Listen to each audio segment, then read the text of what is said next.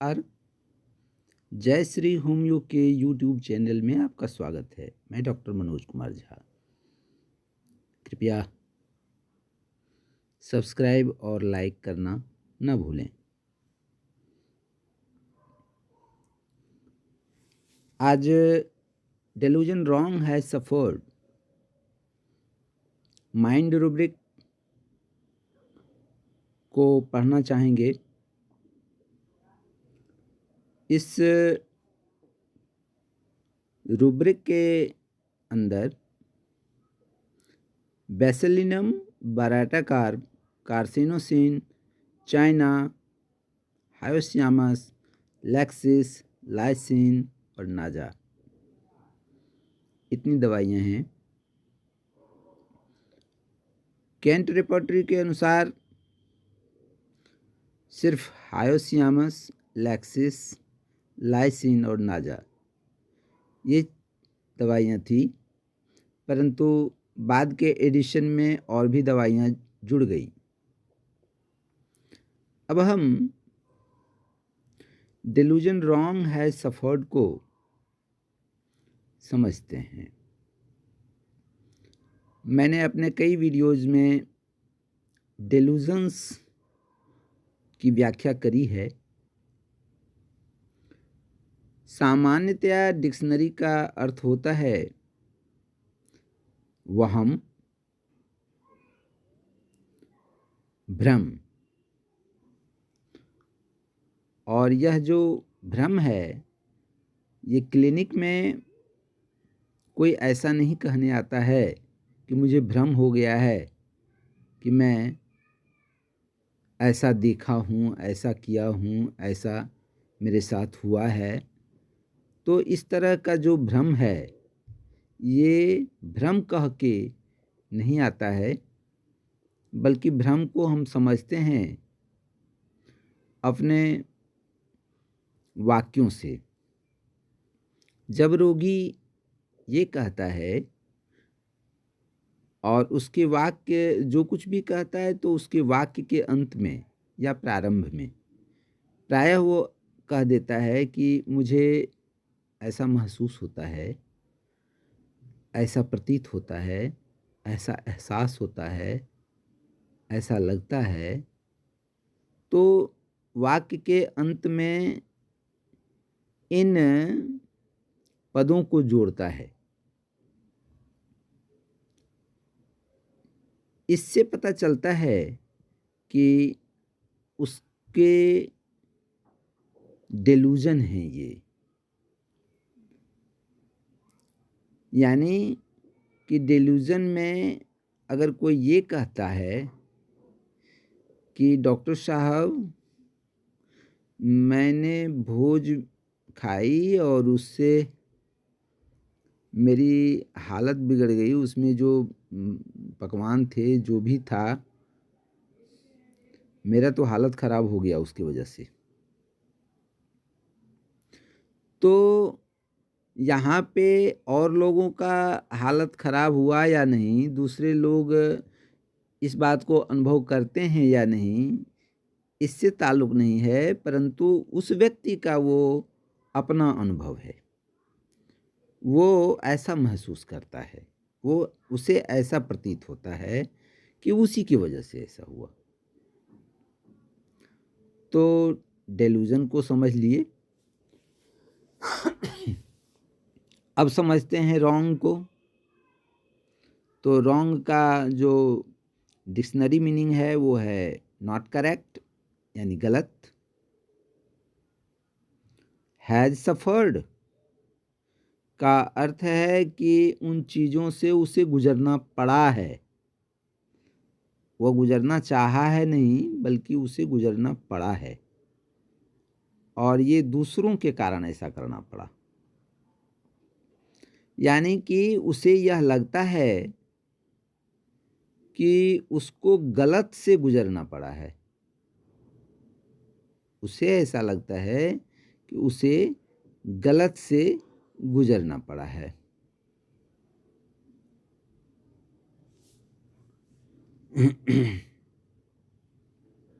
वह गलत क्या हो सकता है? वह गलत इलाज हो सकता है, गलत दवा हो सकती है, गलत डॉक्टर के फेरा में पड़ चुका होता है, गलत माहौल से उसे गुजरना पड़ा है, अथवा गलत भोजन किसी ने करवा दिया, या गलत तरीका कुछ उसे अपनाना पड़ा, या गलत परिस्थितियों का शिकार हो चुका है।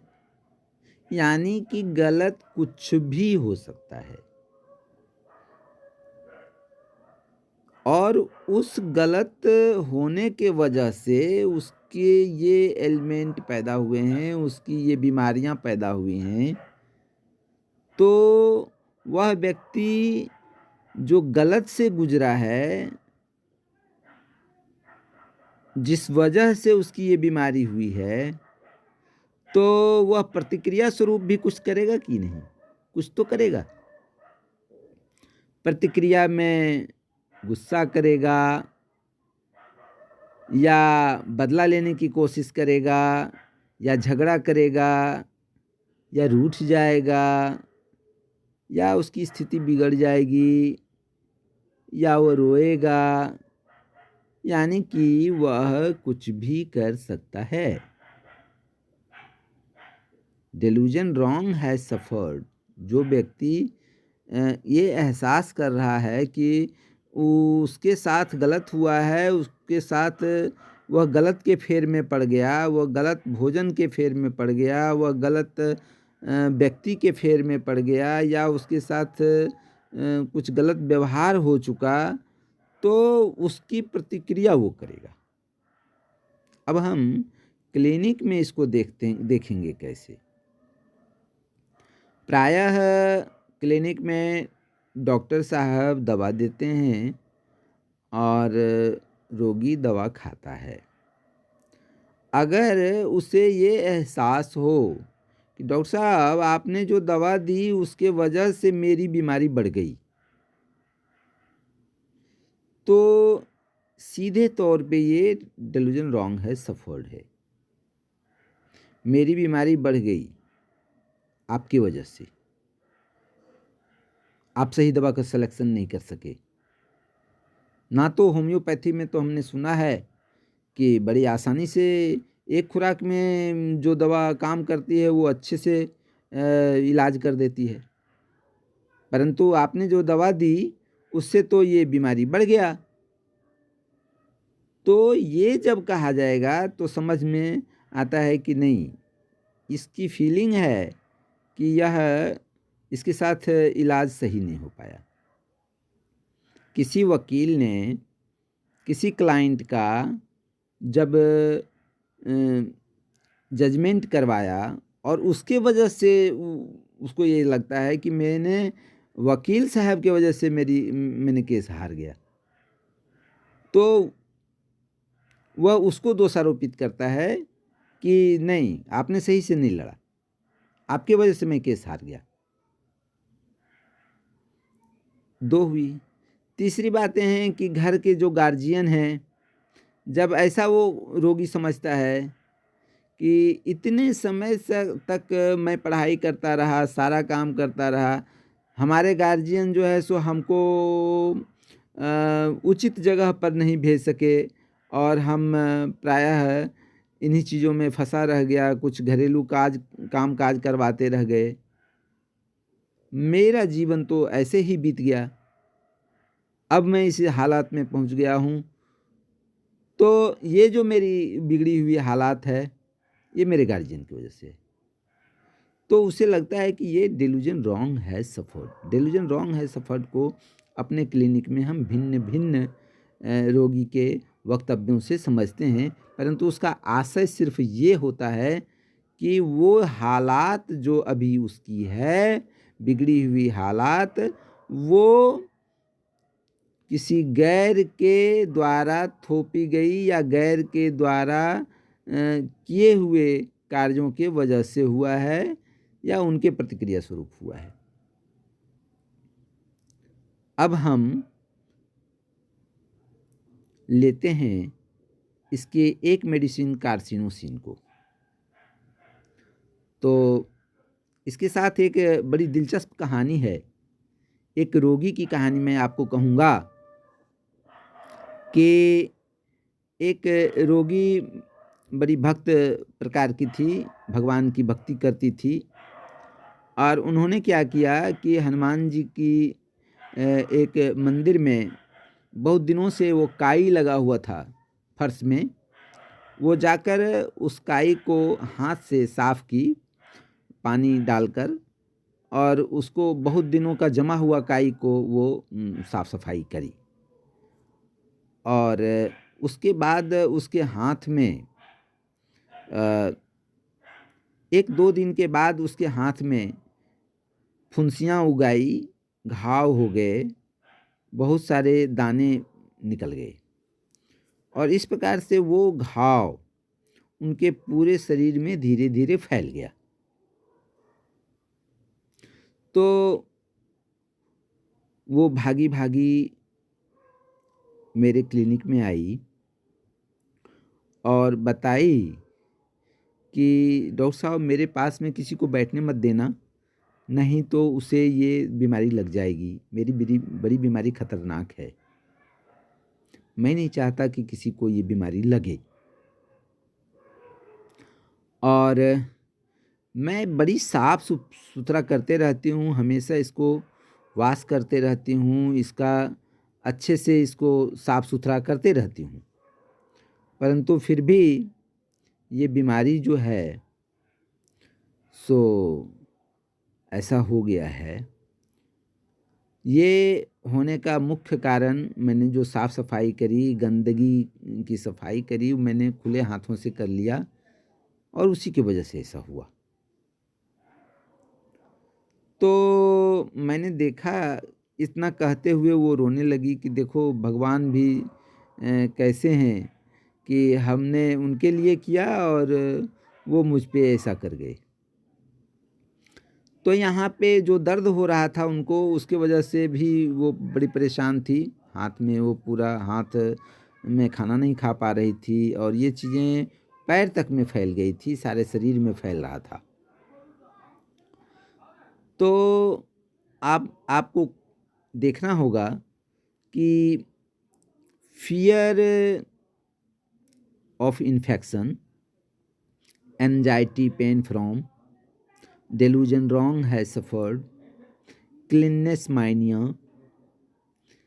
ये सारे रूब्रिक्स को लिए गए और दवा बनी कार्सिनोसिन।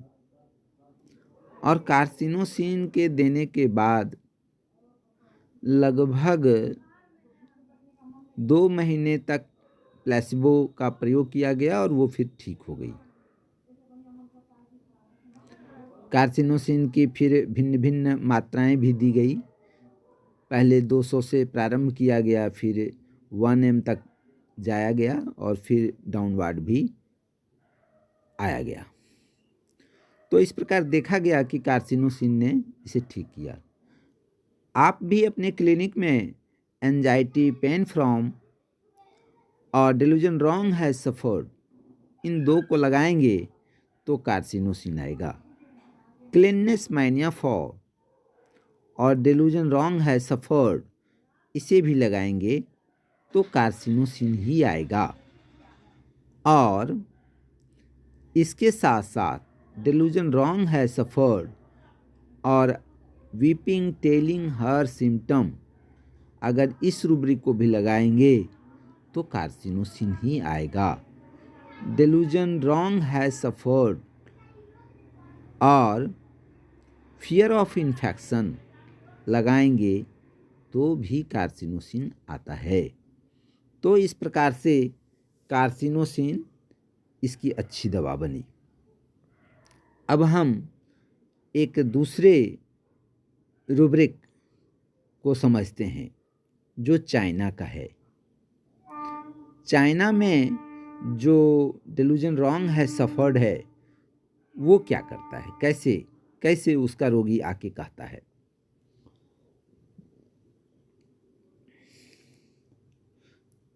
चाइना का रोगी और नेट्रम म्यूर का रोगी दोनों के पास एक महत्वपूर्ण रूब्रिक है, फियर पिटीड ऑफ बीइंग। जब रॉन्ग है सफर्ड को हम फियर पिटीड ऑफ बीइंग के साथ लगाएंगे तो सिर्फ और सिर्फ चाइना बचेगा।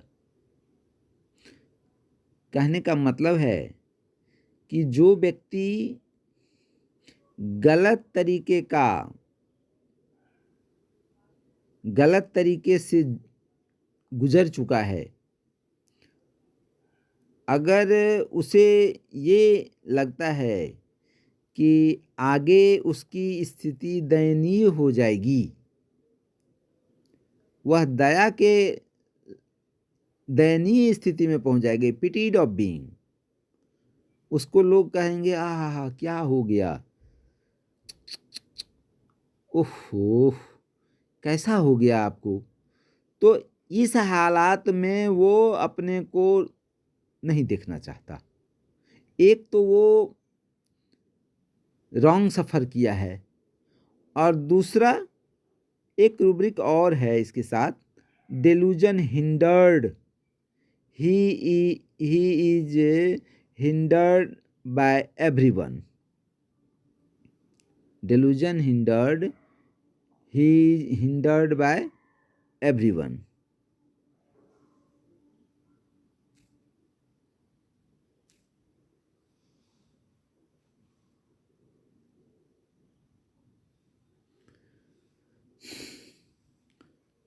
यहाँ पर जो हिंडर्ड है, इसका अर्थ है कि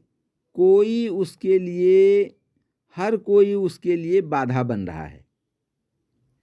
उसे ये लगता है कि वह तो पहले तो वो गलत स्थिति से गुजर चुका है, और बीच में अब उसके लिए हर कोई उसके लिए बाधा बन रहा है, और इस बाधा के वजह से आगे उसकी स्थिति दयनीय न हो जाए, इससे वो डरता है। ऐसी हालात में आप चाइना का प्रयोग करेंगे। आगे आते हैं हायोसियामस। हमेशा धोखा ही धोखा, 100 सवाल पूछने वाला रोगी, हमेशा सशंकित, 100% गारंटी मांगने वाला। अगर वह कहता है डॉक्टर साहब गारंटी है कि आप ठीक कर देंगे, अगर आपने कहा नहीं तो बिल्कुल आपके यहाँ इलाज नहीं कराएगा। सो इतना वो सशंकित रहता है, कहीं धोखा न हो जाए, कहीं गड़बड़ न हो जाए। और थोड़ा सा भी जहाँ उसको आराम मिला हुआ है, उस डॉक्टर को कभी छोड़ नहीं सकता, क्योंकि उसे लगता है कि दूसरे जगह जाएंगे तो ये जो हमें आराम मिल रहा है कहीं यह भी ना ख़त्म हो जाए। तो वह जो आराम की स्थिति है वो उसका बेड रिमेन डिजायर टू है, उसे वो त्यागना नहीं चाहता। और डिल्यूजन रॉन्ग है सफर्ड के साथ अगर bed remain in desire to को लगाएंगे तो अकेली हायोसियामस बचेगा, और अगर डिल्यूजन रॉन्ग है सफर्ड के साथ gesture groping as if in dark इसको लगाते हैं तो भी हायोसियामस आता है। ये gesture makes groping as if in dark को कैसे पहचानेंगे? जैसे अंधेरे में कुछ ढूंढ रहा हो। अंधेरा क्या? जिसे हम नहीं देख पा रहे हैं। अंधेरा में हमारे आँखों के सामने में कुछ दिखता नहीं है। तो जब जो चीज़ें नहीं दिखती उसे हम ढूंढने की कोशिश करते हैं। यानी माइंड में पहले अगर कोई बातें हैं और कुछ क्षण के लिए ओझल हो गया है, कुछ कारणवश ओझल हो चुका है, अब हम दिमाग में उसको ढूंढ रहे हैं, तो यह भी groping as if in dark है। जो चीज़ें मेरे नॉलेज में थी कुछ समय के लिए वो लुप्त हो गई हैं, मैं उस पर बल लगाता हूँ, कहीं ये तो नहीं था, कहीं ये नहीं था, कहीं ये तो नहीं था, कहीं ये तो नहीं था, ऐसा सोचते हैं। तो ये है ग्रॉपिंग एज इफ इन डार्क। और हायोसियामस के रोगी को इन स्थितियों से गुजरना पड़ता है। तो हायोसियामस का रोगी ये भी सोचता है कि कहीं ऐसा तो नहीं है कि ये बातें, यानी कि इसके साथ एक और समस्या है, ये इमेजिन करता है और इमेजनरी डिजीज से भी ये परेशान रहता है, इमेजनरी इंजूरी से परेशान रहता है, इमेजिन कर कर के ये परेशान रहता है। तो ये है हायोसियामस, और ये रॉन्ग है सफर्ड के साथ। अगर आप जेस्चर ग्रॉपिंग एज ए फिंडार को लगाएंगे या bed remain in desire to को लगाएंगे तो हायोसियामस मिलेगा। आगे आते हैं, एक दवा है, वो है लैक्सिस। अब इस लैक्सिस को देखेंगे तो लैक्सिस की पूरी पर्सनालिटी को समझेंगे तो यह बड़ा ही होपफुल होता है। आपके क्लिनिक में बहुत, एक बार अगर ये ठीक हो चुका है तो दोबारा आएगा, बड़े होप के साथ आएगा कि हाँ मैं ठीक हुआ हूँ, तो होपफुल भी है। दूसरा, ऑब्जेक्टिव रीजनेबल है, ये कारण भी बताता है क्यों वहाँ जाना है, क्यों ये दवा खानी है, ये जानता है। और यह जहाँ से आया है, अगर ये कहीं इलाज पहले से करा रहा था और अगर वो रॉन्ग सफ़र कर गया, अगर मान लिया जाए कि किसी ने दवा दी, किसी डॉक्टर ने, और उसको वो फ़ायदा नहीं किया और उससे उसकी बीमारी में अगर बढ़ोतरी हो गई, तो वो आके आपके साथ अब्यूज करेगा, इंसल्ट करेगा, वो भद्दी बातें रख सकता है। हालांकि आप डॉक्टर हैं तो कुछ उसका ख्याल करेगा या नहीं भी कर सकता है।